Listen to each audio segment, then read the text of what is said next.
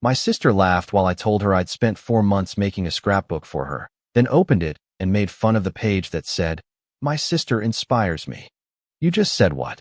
My sister Sophia and her 5 best friends literally spun around, staring at me like I was a ghost.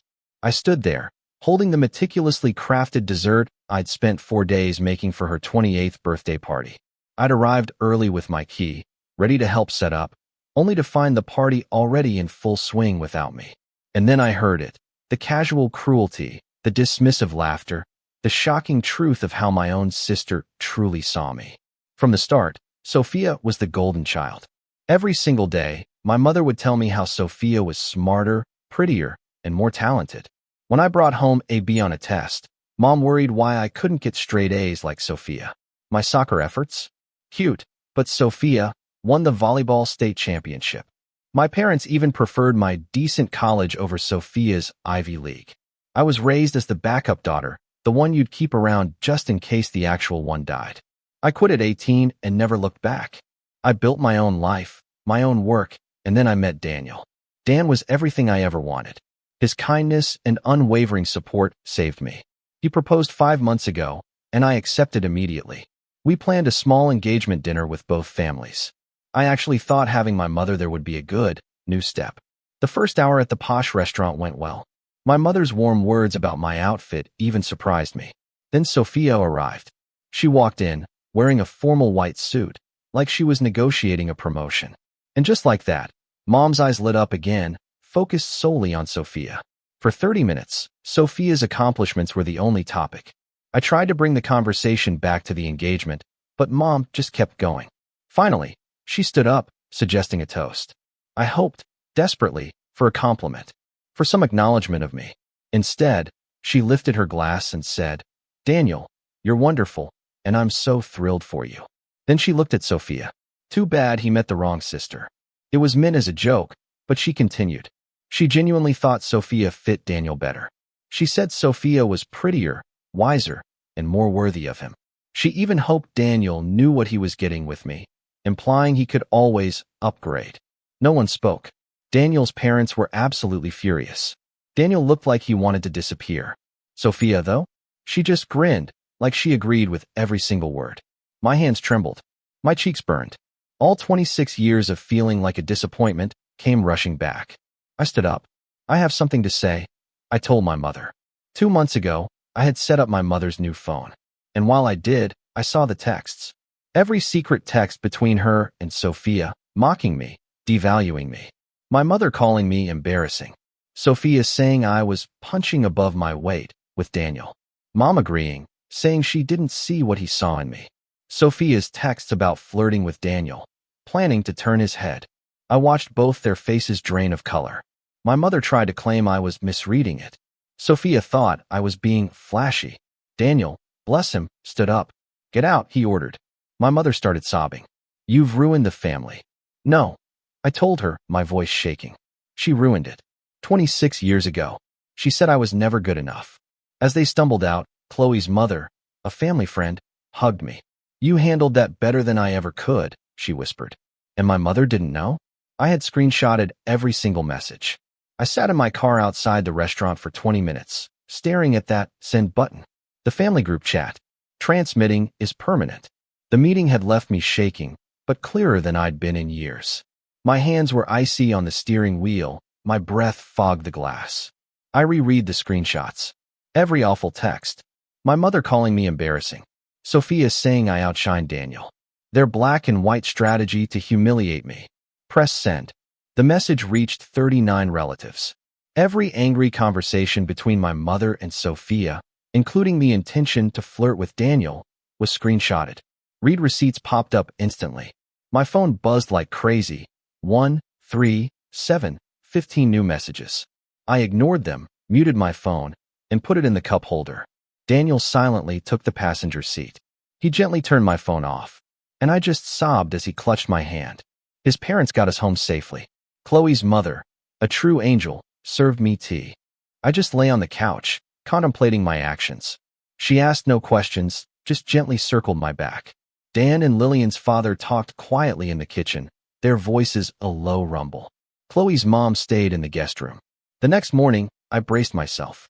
215 alerts. The sheer volume of them scared me. Lillian's mother, bless her, was already awake, sorting through the texts with her reading glasses. She told me which family members were supporting me and which were attacking. Uncle Andrew wrote a long letter, admitting he always thought my mother treated me differently, but never realized how truly horrible it was. He regretted not speaking sooner. My Aunt Olivia called, willing to discuss my mother's abuse for an hour. She remembered my mother's passive-aggressive criticisms of her own food, clothes, and spouse at family gatherings. She stopped justifying my mother's actions, apologizing for not protecting me. She even cried, saying she should have been braver. My father's 3 cousins spoke out, too, remembering Mom's cruel comments during unguarded family gatherings. My relatives said, "My mother said I was lucky to have a job despite my poor performance." Another cousin wrote, "My mother complained that I embarrassed the family by not being as accomplished as Sophia." The pattern of her cruelty was even more extensive than I realized. My mother, of course, texted with regret. She called me unappreciative, claimed I humiliated her, demanded I delete the communications and apologize. She even threatened to visit my house if I didn't respond. Daniel immediately changed our access code. He even got security to block her. Dad called 3 days post-dinner, his voice tired. He suggested family therapy. "I won't repair anything my mother doesn't want," I told him. He fell silent. Then, after agreeing, hung up. Daniel's best friend, Ethan, brought takeout. He said Daniel's parents had alerted half his family to the turmoil. Ethan even said his own mother's breaking touch with her nasty sibling had validated my actions. Validation from outside my immediate family was a huge comfort. Over dinner, Ethan remembered his mother's boundaries. He made me laugh, my first real laugh in days. 3 days after Ethan departed, Lillian texted me. She wanted coffee. I hadn't seen her in years because my mother had always made excuses. She drove 2 hours to meet me at a little cafe near my apartment. Lillian, despite her age, had a wisdom in her eyes. She reached out, having seen everything in the group chat. She admitted my mother had mistreated me as a youngster. She stopped attending family occasions 5 years ago because she couldn't stand it. Her voice quietened as she apologized for not speaking sooner. She claimed she was too young to question my mother discreetly. She remembered my mother praising Sophia for an hour while ignoring me at Christmas dinner when I was 12. Lillian had cried for me at home that night. She squeezed my hand across the table, considering me courageous for standing up. We talked for 2 hours. She described her own rocky connection with her mother and how imposing limits had improved her life. We said farewell and promised to communicate. She wanted in, since my mother didn't restrict who I saw. Her support made driving home easier. Daniel and I were eating as the family drama continued to unfold. My phone buzzed so much I placed it face down on the table.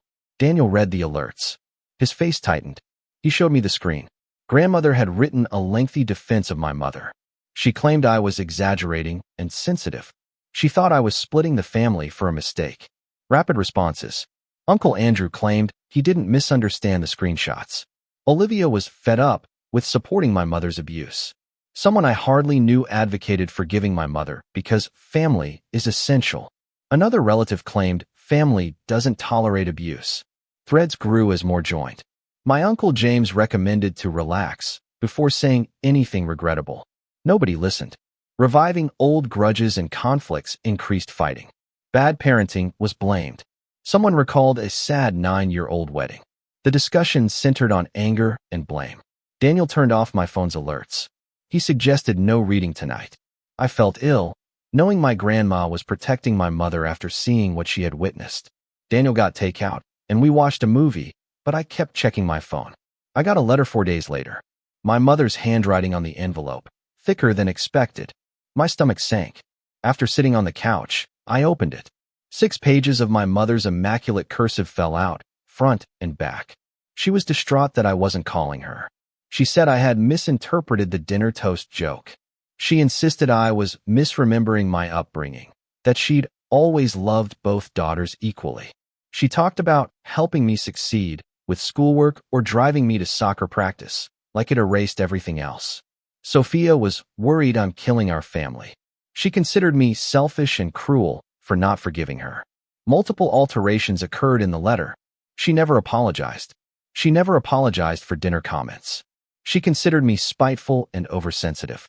The last page said she'd forgive me if I openly apologized to her and Sophia in the family group chat. Her gestures showed devotion like nothing she written meanly. Mom. After 2 readings, my hands shook. I became angry. Just take my keys, I told Daniel. We're going for a walk. He wanted to join me, but I needed privacy. I relaxed by walking the block 3 times in the cold. Mom didn't recognize her error. The victim mentality persisted. It got worse with letters. Daniel spotted me on the couch while using my phone at night. I sat next to him, and he asked if I wanted to go away for the weekend.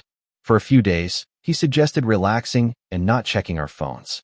Constant alerts and family turmoil fatigued me, so I agreed instantly. We packed up and drove 3 hours to a mountain B&B the next morning. Small yet good, with hiking trails nearby. On day 1 of our trip, my family was not mentioned. Emily highlighted unusual birds and plants. We listened beside a creek on rocks. We trekked to a valley-wide view the second day. We observed clouds while eating packed sandwiches. My phone was generally in my bag. I could focus without texting and ringing. I realized I'd wasted energy satisfying my mother. I considered her opinion in every decision. Knowing she'd compare every success to Sophia hollowed them. Wanting her approval hurt my career. On that summit, seeing the countryside, I realized she'll never satisfy me. She won't see me well. Despite agony, the thought is soothing. No more trying. Emily held my hand as we waited until sunset. Light her homeward. Distance showed me my mother's perspective doesn't define me. Back home, I activated my phone. 53 new posts. Most were from the family group chat, although my Uncle James gave me some. Family gatherings require a mediator. He advised a family conflict therapist. If everyone sits down and talks honestly, we can resolve this. The notion bored me despite his good intentions. I appreciated his aid when I phoned back. I won't sit with Sophia or Mom. His voice was sad. Although families are hard, he hates seeing them break up. Deny pulling things apart.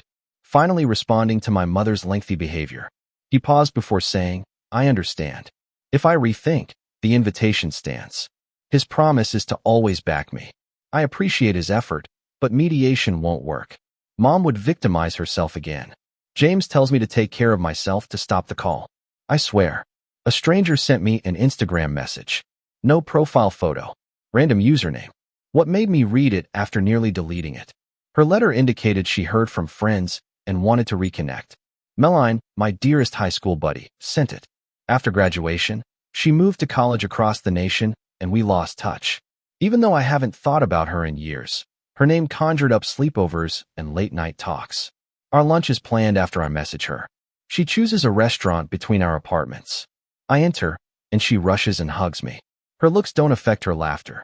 The previous 8 years are eaten and reviewed. Her topics are job, home, and dating. My mom is mentioned.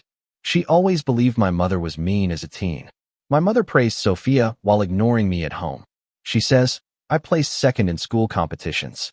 She says, Mom disappointed I wasn't first like Sophia. Meline wanted to assist, but wasn't sure how. My mother terrified her as a child. She regrets timidity. It's possible she did nothing. 3-hour conversation and phone number exchange. I'll talk this time. Reuniting with her is like rediscovering myself again. 2 days after lunch with Meline, a new Instagram user approaches me. Texts say Sophia is the victim. She claims I turned the family against her, and she never hurt me. Scripture says she followed our mother's example and didn't know what to do.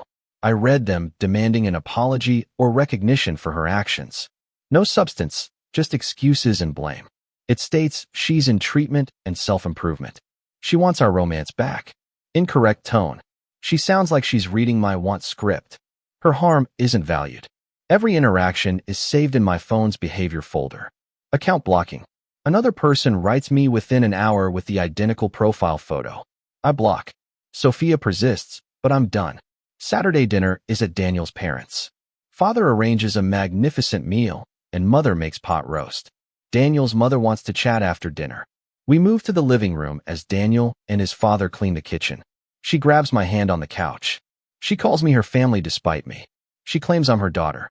Praise for my management makes her cry. I established limits and stood up, which inspires her. She knows how hard this is since her mother was difficult. She vows to always include me and their family.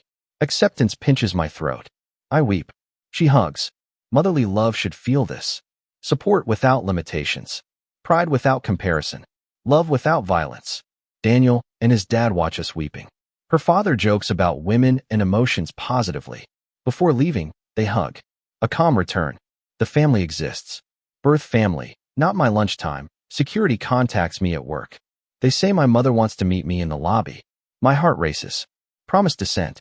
I take the elevator and notice her weeping in the waiting room. She misbehaves. Entryway people watch her. The woman is in view. She screams that I won't call back, breaking her heart. I retreat when she arrives. My voice is chilly as I order her to go. My friend calls me foolish and wants to discuss. She must depart or security will. She's surprised by my sincerity. Security asks whether anything's wrong.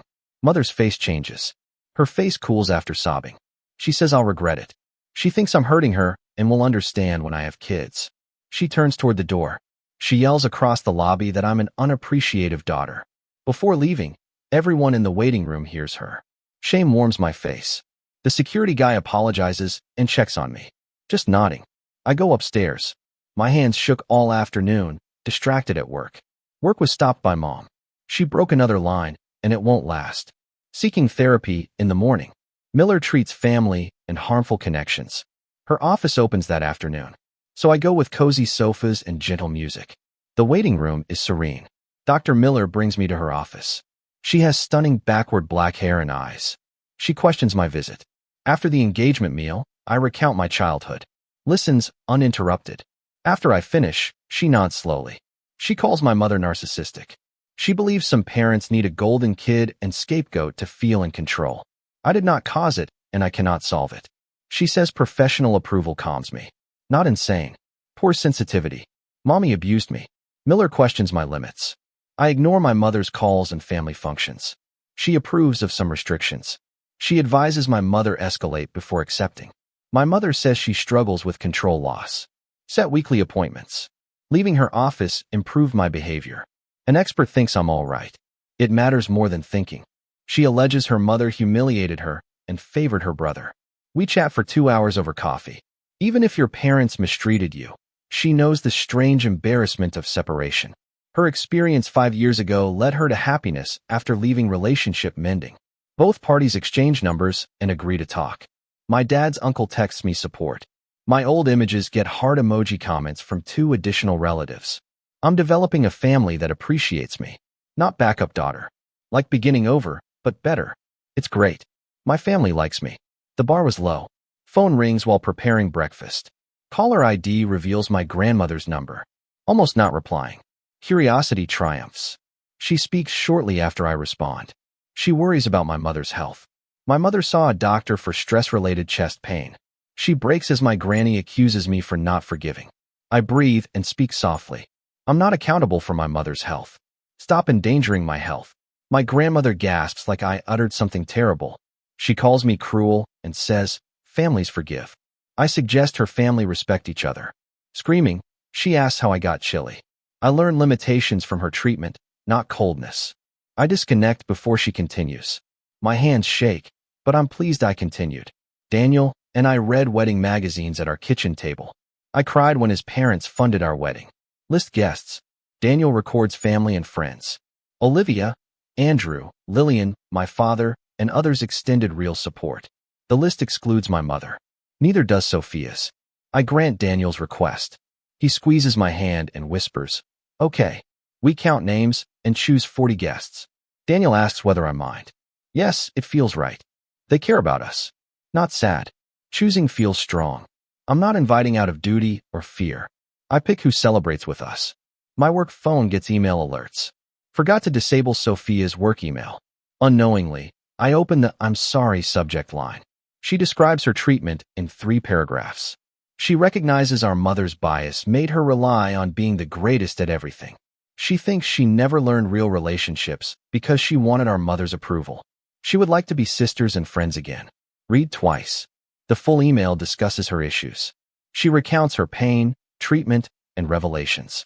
For certain actions, she never apologizes. Her smile disappears when Mom says, I'm not good enough. No one claims she'll flirt with Daniel. Email victimized her, not me. And without reply. I reject her closure because she wants it. Next session, Dr. Miller and I will write my mother. She calls it a border letter. It needs few tweaks to be perfect. The note adds, I will not have contact with my mother until she acknowledges the specific harm she caused throughout my life. It lists examples without being cruel. It says, I need her to stop blaming me for the consequences of her own actions. It states clearly that I'm not asking for an apology that shifts blame or makes excuses. A page. Dr. Miller nods while reading. Clear and strong without being harsh, she says. Signing follows printing. I mail it certified so my mother can't say she never got it. Cashier requests insurance. I nearly laugh. No insurance covers that product. My mother replies 3 days later, but not in writing. She believes she's a dedicated mother punished for adoring both girls equally on Facebook. She says some kids don't understand parental sacrifices. For unknown reasons, her heart is broken. Without context, 20 likes, 12 comments. Family members who missed the first group chat contact me after viewing the post. They screenshot my mother and Sophia's text, sending the border letter. 3 relatives said they had no clue things were so awful in an hour. No more excuses for her behavior. After 6 hours, Mom deletes the Facebook post. Just in case, I screenshot it. Daniel advises leaving work early Friday. I must arrive at 5 without explanation. I'm scared about my 4:30 homecoming. I arrive and notice him dressed beautifully and smiling oddly. We go after he advises I change into something comfy. When queried, he claims our destination is surprising. We arrive at his parents' 20 minutes later. There are several automobiles in the driveway. Daniel opens my door and shows me the backyard, trees, and a food and drink table with string lights. Olivia, Andrew, and their kids attend. Lillian exists. Daniel's friend, Ethan, brought his girlfriend. My father sits at the table, uneasy. His mother hugs me when Daniel's parents visit. She claims Daniel wanted a family-friendly engagement celebration. All raise glasses as Chloe's father toasts new beginnings. Olivia applauds my womanhood despite everything. Watching me set boundaries and choose myself has been inspiring. Applause and tears. It's my first time getting praise without comparisons. I expect difficulties when my supervisor calls Monday morning. She promotes me to senior analyst. Get promoted in office. She claims leadership and perseverance. I thank her and work without flying. Starting with Daniel and his parents. Daniel calls and says, we're celebrating tonight. His mother tears and is proud. At my desk with my phone, it hits me. I never considered phoning Mom. Telling her positive news is harder. Sadness is unpredictable. My mood improves. Living without her viewpoint hurts less than I imagined. Texting, Lillian orders coffee. I accept, and we meet near her office. She commands and sits serious. Sophia alleges she asked Lillian to limit dialogue. Lillian promised Sophia to inquire without pressurizing me. Looking at me, she asks, I may never be ready. That option is accepted by Lillian nodding. She'll reject Sophia without shaming me. I appreciate that she respected my decision rather than forgiving relatives. My hand gets gripped across the table by Lillian. She supports dissolving familial bonds. 2 weeks later, my dad invites me to coffee. He claims my mother doesn't know he's calling and wants to chat alone. We'll meet alone across town. He seems older at a corner table as I enter. Slouchy shoulders, new eye wrinkles. He stands when he sees me, and we awkwardly hug before sitting. I usually say okay when he asks how I'm doing. His coffee is stirred calmly without adding anything. Finally lifting his head, he apologizes. He regrets not protecting me more as a child. He says, my mother's rage is draining, and he can't ignore it. The fatigue guy says it. He thought saying this was theft. I don't know what to say after waiting my whole life for him to confess. His words dull me, not relieved. Apologizing doesn't help. He's more accountable than I expected, but it doesn't erase my past or years of comparisons and put-downs, I tell him. Avoiding major matters, we speak about minor things for another hour. As we part, I declare I'll date him if he respects my rules. Not talking about my mother or letting him reconcile. He accepts instantly, almost nervously, like he needs permission to date me without her. Our monthly coffee meetups are simple, although far apart. Our relationship is more honest. I felt uncomfortable driving home, like I'd accepted something unnecessary. Next morning, my grandmother messages. Writing her long formal statement probably took an hour. She warned me about mistreating my mother and prohibited me from family trips. She does not consider a daughter who openly humiliates her mother and refuses to apologize her grandchild.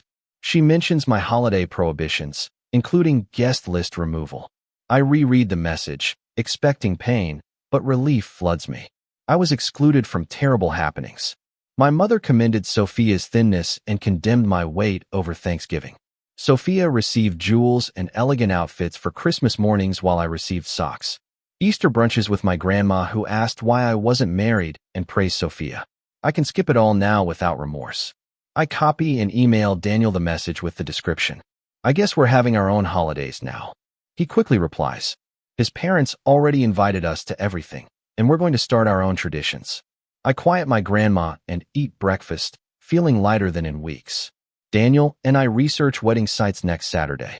3 attractive but unpleasant sites were visited. Next, we visit a little garden behind an ancient city building. The owner showed us around, and I fell in love. Stone paths link rose arbors and flower gardens. An intimate 50-person patio with string lights amid trees. Nice and cozy. However, my mother wanted huge settings. He feels Emily holding my 5-month reservation and deposit. Owner expects a beautiful wedding. On the way home, Emily advises bringing only relationship supporters. No obligation invitations or embarrassing relatives, only those who arrived. Fun replaces stressful wedding planning. Who we want is on our lunch napkin lists. His list includes my dad, Aunt Olivia, Uncle Andrew, Lillian, Meline, Chloe's relatives.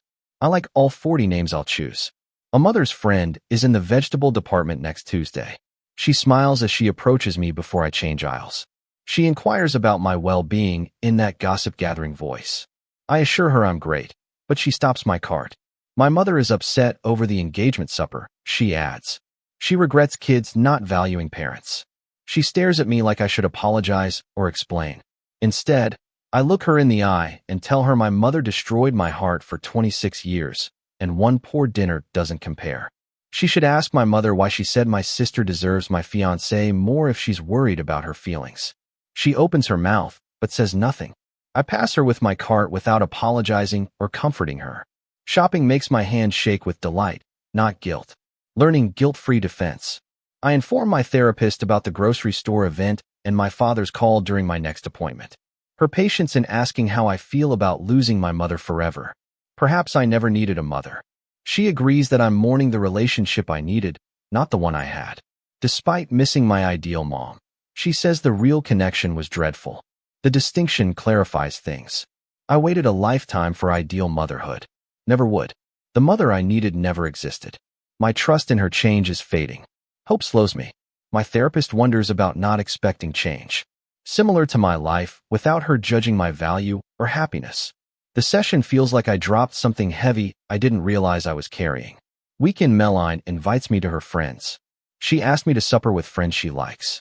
I agree. However, I'm terrified to encounter family issue experts. I discover 6 ladies our age in her flat.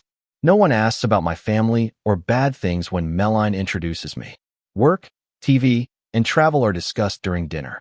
One woman joked about her lousy work, another about marathon preparation. Their interest in my profession and wedding is genuine. No one vets me or needs evidence. We converse freely, and I realize I've been so secluded by family strife for years that I forgot about friendships. I'm known as me, not as the backup daughter or the girl whose mother hates her. 3 new tunes and 2 for brunch next weekend are my takeaway that night. I text Meline to thank her, and she says she's delighted I came and her friends liked me. Although basic, it helps me live independently from my family. Monday morning brings a large flower arrangement to my office. My coworkers gather as I read the card. The blatant untruth. She forgives me and my mother's handwriting. Makes me smile like I did something wrong. She pardons me like she's better for ignoring my wrongdoing. My coworker asks how I'm doing, and I tell her these flowers are from someone who doesn't forgive. My office is 2 blocks from the nearest nursing home. I offer their activities coordinator a flower during lunch. Excited, she believes others would welcome fresh flowers in the common area. I don't call her SMS mom to say I got them. My response and thank you card are missing. Silent responses are powerful. Daniel asks whether my mother sent anything else that night. I suggest flowers. He shakes his head, amazed she still doesn't understand. I think she knows now. She refuses. Not comprehending is different from my mother's unwillingness to adapt. Daniel's mother calls 2 weeks later to invite us to supper. We find his aunt, uncle, and cousins. His mother requests that they introduce me as their daughter-in-law at a family gathering. She wants everyone to know of their excitement for me. I become furious because the invitation signifies familial acceptance I've always desired but never received. Her attention is appreciated. 3 weeks later, Daniel's extended family excitedly welcomes me to the reunion. Grandma hugged me and said she'd heard good things about me. His cousins want wedding photos and venues. His aunt draws me aside and says she sees how happy I make Daniel, which is all that counts to his family. Nobody asks about my relatives. Daniel likes me and I'm kind, so they accept me. The afternoon was spent laughing and conversing with my supporters. Daniel adds, his family thinks I'm great. As we depart that night, my family finally wants me. I realize I haven't checked my phone for my mother or Sophia's texts in days. In the afternoon at work, without warning, my months-long monitoring ended. Checking my phone every morning prepared me for manipulation or guilt. Today, I check my messages anytime I want without alerts. Telling my therapist that night makes her grin. She adds, this is what peace feels like, and I should pay attention to how different my life is without their toxicity. I remark, it's like breathing better. This reliably eliminates stomach knots. It feels like savoring amazing things without spoiling. My therapist says, I've done the hard work of setting boundaries, and now I'm experiencing the reward of that work. Peace doesn't promise no issues, just that my predicament ended. As I drive home, I admire my growth and lighter life. Olivia calls 2 weeks later to ask me to dinner. She claims only she, Andrew, and a few family members will always support me. She may develop a family custom that values connections. I want to come. She's excited. Saturday night supper at her house. Found Lillian and 2 more relatives I haven't seen in years. Everyone embraced and complimented me for defying my mother. We eat lasagna and garlic bread without talking about Sophia or my mother unless it supports my boundaries. Olivia raises her glass and offers quarterly meetings. Respectable family. We all agree, and I discovered something superfluous. Family dinners should feel this. Instead of fretting and comparing, I laugh. 3 days later, Daniel and I celebrate our first year. At our first date restaurant, he orders the same. He contemplates my modifications over dessert. He liked me more after seeing me stand up for myself at the engagement dinner because of my strength. I told him I worried imposing limits would alienate people but strengthen relationships. I appreciate his help. He grabs my hand across the table and says, that's exactly what happened. Protecting myself didn't cost me love. It just cleared out the fake love to make room for the real thing. A week later, distant relative Isabella reaches me on Facebook. Since she lives 3 states away, we only see her at major family reunions. After hearing her story through the family grapevine, she wanted to contact my mother. Her family has always prioritized her brother and ignored her. She seeks advice. I address treatment restrictions and accepting you can't please everyone. After an hour of talking, she thanks me for being honest about how hard it is. Helping others with my grief is unexpectedly significant.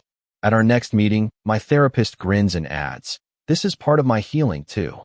My father calls about coffee days later. Sitting, he looks afraid and fatigued. My boundary letter helped him realize his treatment-induced silence.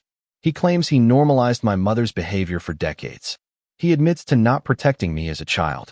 I respect his responsibility, but we can't undo the past. Our weekly coffee dates will continue if he doesn't call my mother. He agrees, and we discuss our gardens over coffee. Sophia delivers my work address 2 weeks later. Final message almost gets deleted without reading, but curiosity wins. She won't contact me since she knows I don't want a relationship. She wishes me happiness and moves on. No apologies for her actions. I hope it works. After reading twice, I delete without reacting. I'm not responsible for her joy or closure. Her inability to apologize shows her shift. The wedding guest list takes up Sunday afternoon for Daniel and me. We reviewed everyone after avoiding it since it appeared complicated. Last list has 42 persons. His family, my father, Olivia, Andrew, Lillian, a few supporting relatives, our close friends, and my therapist who helped me heal are invited. Daniel finds the list interesting. We or they picked us, not visitors. The list looks right, and I don't feel terrible about missing somebody. I write wedding vows next week. Genuine promises, building a respectful, loving family, selecting each other daily, and improving ourselves are my topics. As I read them, Daniel cries during rehearsal dinner practice. After I finish, his parents hug me, and his mother says she's honored to be in my new family tale. Father of Chloe says they've always wanted a daughter, and are pleased it's me. His family accepts him differently than mine, which surprised me. Chloe's mother contacts me unhappy 3 weeks before the wedding. She says, "My mother wrote to their house to persuade me to invite her to the wedding." Page after page, the letter describes her suffering and why she should be my mother. Her mother feeds me sentences over the phone, twisting them. We thank her for telling me, and decide she'll write back to not influence us. Chloe's mother will reinforce my limits tomorrow. His family defends my choices without my request, which I appreciate. Days later, Lillian offers wedding day motherly duties. She pledges to handle my mother's feared visit. Daniel and I discuss it and hire venue security. Wedding security stated, "Unwanted guests are more often than people realize, and we'll make sure no one crashes who isn't on our list." Being safe allows me to enjoy my wedding without worrying about my mother. Later that night, Lillian texts me that she'll always support me, and I believe her. I wake up thrilled the week before the wedding, not nervous. When I get ready for work, I realize I'm unprepared for anything to go wrong or someone to destroy my day. In afternoon therapy, my therapist stated that this happens when you're unprepared for criticism or rejection. She says, "I've done the hard work of removing toxic people from my life. And now I get to experience what peace actually feels like. I'm marrying someone who loves me exactly as I am. I'm surrounded by people who celebrate me instead of tearing me down. And I don't have to perform or prove my worth to anyone." The relief of that realization makes me emotional in the best possible way. Olivia's house smells like vanilla and flowers when I arrive for the bridal shower. The living room is packed with women who have shown up for me, not out of obligation, but because they actually want to celebrate. Lillian hugs me at the door and whispers that she helped Olivia plan everything. And I can already feel tears starting. Chloe's mother is here with 2 of his aunts, and they wave from the couch where they're chatting with Meline. My cousin Isabella from my dad's side brought her daughter, and even my therapist accepted the invitation, which makes me feel seen in a way I never expected. Olivia has set up games and decorations, but what hits me hardest is that nobody here has ever made me feel like I wasn't enough. The shower starts with everyone sharing a story about me, and I brace myself for the usual backhanded compliments, disguised as praise. But Lillian goes first and talks about the time I stood up to a bully in middle school who was picking on a younger kid, and how that moment showed her I had more courage than most adults she knew. Meline tells everyone about how I helped her through her parents' divorce by just listening without judgment. And Chloe's aunt mentions how Daniel lights up every time he talks about me. Each story reveals qualities I didn't know other people noticed. Strengths my mother never acknowledged because she was too busy comparing me to Sophia. By the time we get to the gift opening, I'm crying happy tears, and Olivia hands me tissues while laughing. The gifts are thoughtful and personal things chosen because people actually know who I am. Then Chloe's mother stands up and asks if she can give me something special. She pulls out a delicate silver bracelet with tiny charms, and her voice shakes a little as she explains that it belonged to her own mother. She says she's been waiting for the right person to give it to, someone who would appreciate not just the jewelry, but what it represents. She fastens it around my wrist and tells me it's my something borrowed. But really, it's about welcoming me into their family officially. I lose it completely and hug her while everyone else gets teary too. This is what it feels like to be chosen and valued, to receive love without waiting for the criticism that always followed it in my original family. The shower wraps up with cake and more laughter. And as people leave, each one hugs me and tells me how happy they are for my wedding. Driving home, I keep looking at the bracelet and thinking about how different this celebration was from anything my mother ever hosted for me. 2 days before the wedding, my phone rings while I'm confirming final details with the florist.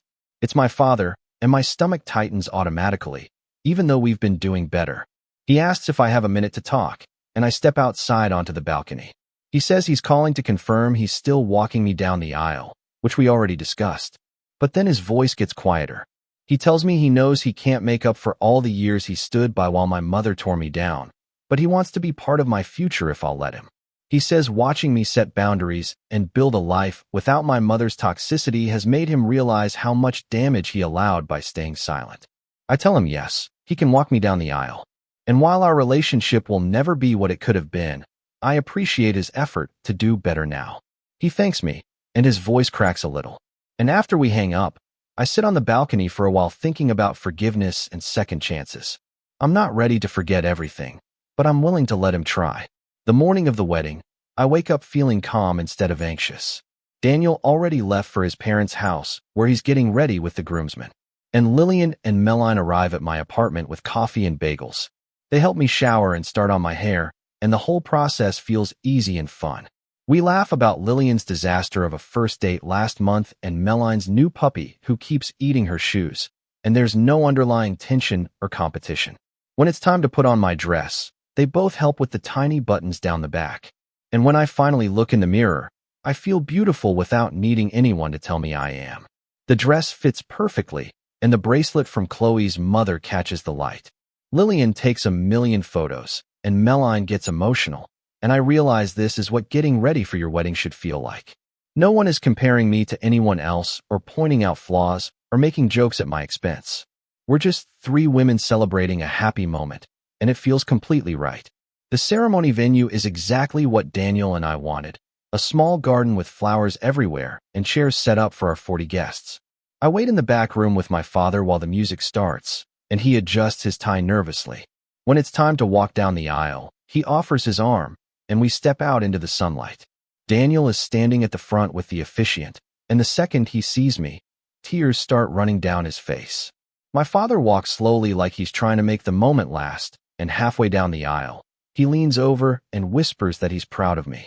For once, I believe a family member's compliment without analyzing it for hidden criticism or waiting for the other shoe to drop.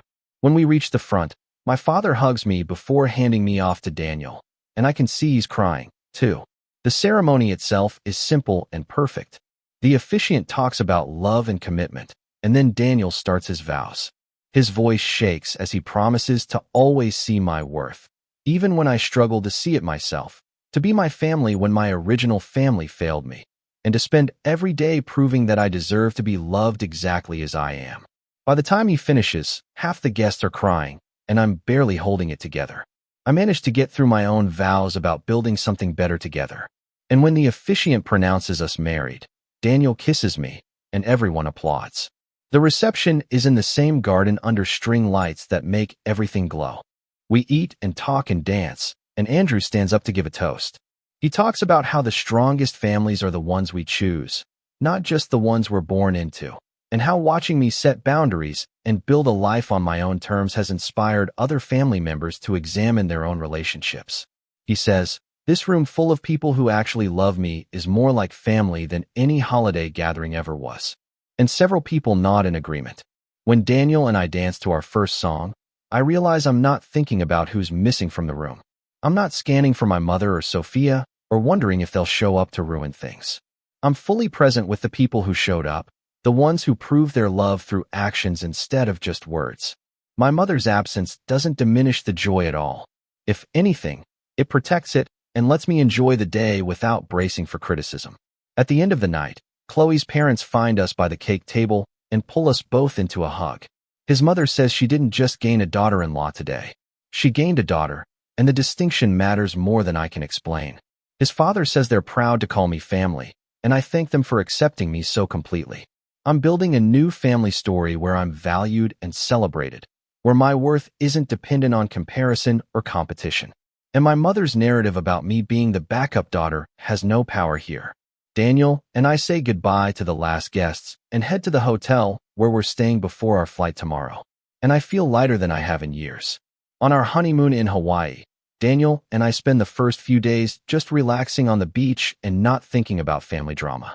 But one evening while we're watching the sunset, we start talking about the future and what kind of parents we want to be someday. Daniel says he wants our kids to feel equally loved and supported. And I agree immediately. We talk about how we'll never compare siblings or play favorites, how we'll celebrate each child's unique strengths instead of ranking them against each other. I tell him, our children will never wonder which one is loved more and will break the cycle of favoritism and comparison that my mother created. Turning my pain into a promise to do better feels like the ultimate victory over my mother's legacy. Like I'm taking all that hurt and transforming it into something protective and healing for the next generation.